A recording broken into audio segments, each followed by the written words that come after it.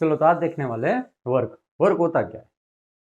तो कि भाई आज हमने सपोज कोई रोड था, रोड पे कोई स्टोन था, उस स्टोन को हटाने की कोशिश की पर स्टोन हटा ही नहीं, वहां का वहां पड़ा रहा। फिर भी घर पे आके हम क्या बोलेंगे, मम्मी आज तो मैंने बहुत काम किया, पापा आज तो मैंने आके बहुत काम किया। ओके, स्टोन हटा नहीं है, हमने ट्राई की थी सिर्फ। ओके, फिर कोई वेट लिफ्टर है, वो बड़ा सा वेट लेके ऊपर 30 सेकंड के लिए खड़ा रहता है। ओके, तो वो 30 सेकंड तक उसने बहुत बड़ा काम किया, हम इस तरह से सोचते हैं। ओके, बट फिजिक्स में उसको काम वर्क नहीं बोलते। ओके, फिजिक्स में उसको हम वर्क नहीं बोलते, हम वर्क किसे बोलते हैं फिजिक्स में? तो भाई फोर्स अप्लाई, जब कोई ऑब्जेक्ट पे फोर्स अप्लाई हो तब उसमें कोई डिस्प्लेसमेंट दिखना चाहिए। ओके, यानी हम वैसे भी बोलते हैं ना कई बार कि भाई आज तो मैंने 3 पेज पढ़ लिए, पेज में से कितना आता है वो नहीं पता, मे बी 2 पेज में या 3 पेज में 10 क्वेश्चन आंसर है, तो कितने क्वेश्चन आंसर हमें पता, हमने याद कर लिए वो हमें नहीं पता, बस हमने पढ़ लिया। आज तो हमने 3 पेज पढ़ लिया, अब तो आज मैं गेम ही खेलने वाला हूँ, मैंने आज बहुत काम कर लिया, बहुत वर्क कर लिया, बोलते हैं या नहीं बोलते? ओके, बट उसे वर्क नहीं कहते। ओके, वर्क मीन्स जो कोई पी ऑब्जेक्ट हो, सपोज यहाँ कोई ऑब्जेक्ट है, ओके, जैसे कि ट्रॉली है, कोई हम मॉल में घूमने के लिए गए, तो कई सारी चीज लेने की मन हुआ, तो हमने बड़ी सी ट्रॉली ले ली और ट्रॉली को हमने पुश करते गए। ओके, तो जब ट्रॉली को पुश करते हैं तो डिस्प्लेसमेंट दिखता है या नहीं दिखता? दिखता है। ओके, फोर्स अप्लाई होने के बाद डिस्प्लेसमेंट दिखे तब बोलते हैं उस दोनों का मल्टीप्लाई करना है अब। ओके, फोर्स इंटू डिस्प्लेसमेंट, तब वर्क किया वैसा बोला जाएगा। ओके, तो पहले केस में क्या हमने एग्जांपल लिया था, बड़ा सा पत्थर था, फोर्स लगा रहे थे, डिस्प्लेसमेंट नहीं हुआ, बट वो फिजिक्स की पॉइंट ऑफ व्यू से वर्क नहीं हुआ था। क्यों? क्योंकि वहां डिस्प्लेसमेंट नहीं हुआ था, यानी जो वो बड़ा सा स्टोन था वो उसकी पोजीशन से थोड़ा भी नहीं हिला था, वहां का वहां था, नहीं आगे गया था, नहीं पीछे गया था। ओके, जहां था वहां का वहां ही रहा। ओके, इसलिए W is equal to F dot D, तो इसे बोलते हैं work done. Simple. Okay, when a force acts on an object and the object actually moves in the direction of force, then the work is said to be done by the force. Work done by the force is equal to the product of the force and the displacement of the object in the direction of force. Okay, which is known as work done. Work done is equal to force into displacement. यहाँ पे displacement इस direction में, displacement इस direction में और force भी एक ही direction में। अभी सिंपल कंडीशन ही पढ़नी है 9th स्टैंडर्ड में। ओके, सपोज 10th पास करो, अच्छे मार्क्स लेके आओ और साइंस में जाओ, तब इसमें दूसरी कंडीशन भी पढ़ेंगे। ओके, बट इसके लिए सबसे पहले अच्छी मार्क्स चाहिए 10th के लिए।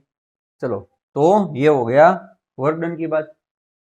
चलो, तो अब आते हैं वर्क डन का, कोई भी नई फिजिकल क्वांटिटी आएगी तो उसका यूनिट की बात करनी होगी, तो अब यूनिट की बात करते हैं। Work done is a scalar quantity, ये एक टाइप की कैसी क्वांटिटी है? स्केलर क्वांटिटी है। Okay, its unit. चलो, अब यूनिट बनाना तो सभी को आता ही होगा ना। फोर्स का यूनिट कौन सा होता है? न्यूटन। डिस्प्लेसमेंट का यूनिट कौन सा होता है? मीटर। तो न्यूटन इंटू मीटर लिख सकते हैं। ओके, चलो, न्यूटन की जगह हम क्या लिख सकते हैं? न्यूटन की जगह हम क्या लिख सकते हैं? वैसा कुछ आया था, के जी मीटर पर सेकंड स्क्वायर इंटू मीटर, सो के जी मीटर स्क्वायर पर सेकंड स्क्वायर, और इसको हम बोल देते हैं जूल। ओके, बट जूल भी याद रखना है और ये भी याद रखना है। जूल सिर्फ जूल याद रखोगे तो इजी पड़ेगा, वर्क डन का यूनिट जूल है, वो इजी पड़ेगा, 100% इजी पड़ेगा। Okay, but KG metre square पर सेकंड स्क्वायर पता नहीं होगा ना, तो दिक्कत कब आएगी? जब आप उसके सम करोगे। ओके, सम आते हैं फिजिक्स में, तो वहां पे जो डिस्टेंस है वो मीटर में लेना है, वो नहीं पता चलेगा जब तक ये यूनिट हमें पता नहीं है। क्योंकि जूल में जो लेंथ का यूनिट आता है वो मीटर में, जो टाइम का यूनिट आता है वो सेकंड में, और जो मास का यूनिट आता है वो केजी में। ओके, वो हमें पता नहीं चलेगा, जो ये हम भूल जाएंगे तो फिर क्या होगा, सेंटीमीटर को हम आवर के साथ मल्टीप्लाई करवा देंगे। इसलिए इसको भी याद रखना है, इसको भी याद रखना है, न्यूटन इंटू मीटर को भी याद रखना है। ओके, तो ये हो गया जूल। तो work done is a scalar quantity, its SI unit is joule. Okay, symbol होगा capital J, and CGS unit is erg. उसका सीजीएस यूनिट कौन सा होगा, अर्ग होगा। चलो, 1 जूल इज इक्वल टू 10⁻⁷ अर्ग। 1 जूल इज इक्वल टू 10⁻⁷ अर्ग। ओके, चलो अब वर्क डन की वैल्यू आती है। ओके, तो वर्क डन की वैल्यू कैसी होती है, पॉजिटिव होती है, नेगेटिव होती है और जीरो भी होती है। देखते हैं कंडीशन हर एक की। When force and displacement in the same direction. Okay, when force and displacement in the same direction, or the angle between the force and displacement is acute, then the value of the work done is positive. Then the value of the work done is positive. Okay, चलो, तो ये positive यानी दोनों same direction में। Okay, तो दोनों की same direction हुई तो जो वर्क डन मिलेगा, मल्टीप्लाई करवाओगे तो जो वर्क डन आएगा वो कैसा आएगा, वो पॉजिटिव आएगा। ओके, चलो, तो ट्रॉली वाला एग्जांपल याद कीजिए। फोर्स लगा रहे थे, डिस्प्लेसमेंट पे उसी डायरेक्शन में मिल रहा था। अभी इस तरह का कोई एंगल हमें नहीं सोचना है, हम 11th में जाके सोचेंगे। फोर्स और डिस्प्लेसमेंट के बीच का कोई एंगल हो तो उसका फिजिक्स, जो उसका कैलकुलेशन है, वो हम 11th में पढ़ने वाले हैं। तो अभी तो यहाँ तक दोनों पैरेलली कंसीडर कर लीजिए, दोनों पैरेलल है और एक ही डायरेक्शन में, तो उसकी वैल्यू कैसी आएगी, पॉजिटिव आएगी। अब 90 कब मिलेगा, वर्क डन की वैल्यू 90 कब मिलेगी, अरे सॉरी, जो वर्क डन है उसकी वैल्यू 0 कब मिलेगी।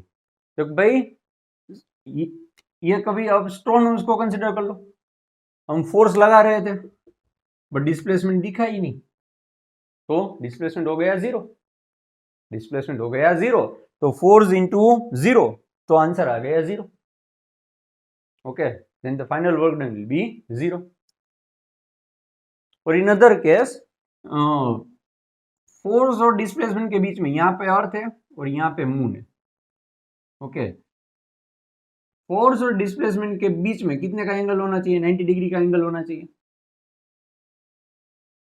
ओके, तो देखो यहाँ 90 डिग्री हुआ, अर्थ और मून का जो फोर्स लग रहा है वो रेडियस के डायरेक्शन में, और जिस पॉइंट पे मून है वहां पे हमें वो सर्कुलर मोशन में, सर्कुलर ऑर्बिट है मून की, तो वहां पे डिस्प्लेसमेंट चाहिए तो हमें क्या ड्रॉ करना होगा, टेंजेंट ड्रॉ करना होगा। और ये टेंजेंट और ये रेडियस के बीच का एंगल ऑलवेज कैसा होता है, 90 डिग्री होता है। तो उस केस में भी वर्क डन कैसा हुआ, 0 हुआ। ओके, चलो, तो वो 0 हो गया। अब नेगेटिव, अब नेगेटिव कब दिखता है, तो भाई डिस्प्लेसमेंट इस डायरेक्शन में हो और फोर्स इस डायरेक्शन में हो, दोनों के बीच में दोनों की डायरेक्शन कैसी है, डिफरेंट है।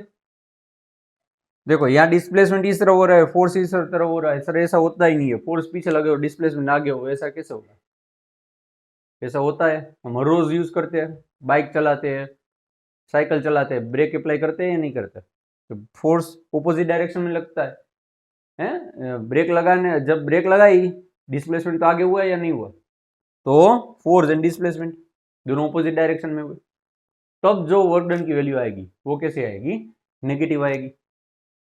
ओके, चलो, तो वो तीनों देख लेते हैं। Work done by the force is positive if the angle between the force and displacement is acute. Work done by the force is negative if the angle between the force and displacement is obtuse. Body is not displaced actually, then the displacement will be 0 and the work done will also be 0. Body is displaced perpendicular. Body is displaced perpendicular to the direction of force, that is theta is equal to 90 degree. Work done by the अब last point पे आते हैं। Last point क्या कह रहा है देखते हैं। कोई ऑब्जेक्ट है, ओके, पहले यहाँ पे था, फिर बाद में यहाँ पे गया, एक बार यहाँ से लेके जाते हैं, एक बार यहाँ से लेके जाते हैं, एक बार यहाँ से लेके जाते हैं, एक बार इस तरह लेके जा रहे हैं। चलो किस पाथ पे 1 2 3 और ये थर्ड लास्ट फोर्थ पाथ पे किस पाथ में वर्क डन ज्यादा करना होगा? सभी पे सेम ही आएगा।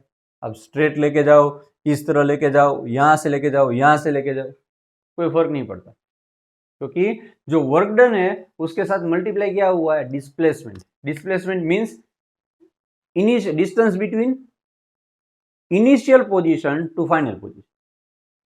मिनिमम डिस्टेंस फाइंड करना है final position to initial point. Okay, तो वो पाथ पे डिपेंड नहीं कर रहा है। यहां से लेके जाओ, यहां से लेके जाओ, इस तरह लेके जाओ, और यहां से स्ट्रेट लाइन पे लेके जाओ, वर्क डन तो सेम ही रहेगा। यहाँ पाथ बढ़ गया तो वर्क डन बढ़ेगा, वैसा नहीं है। Okay, so the work done by a constant force depends only on the initial and the final position of the object. Okay, तो ये बात हुई वर्क डन की।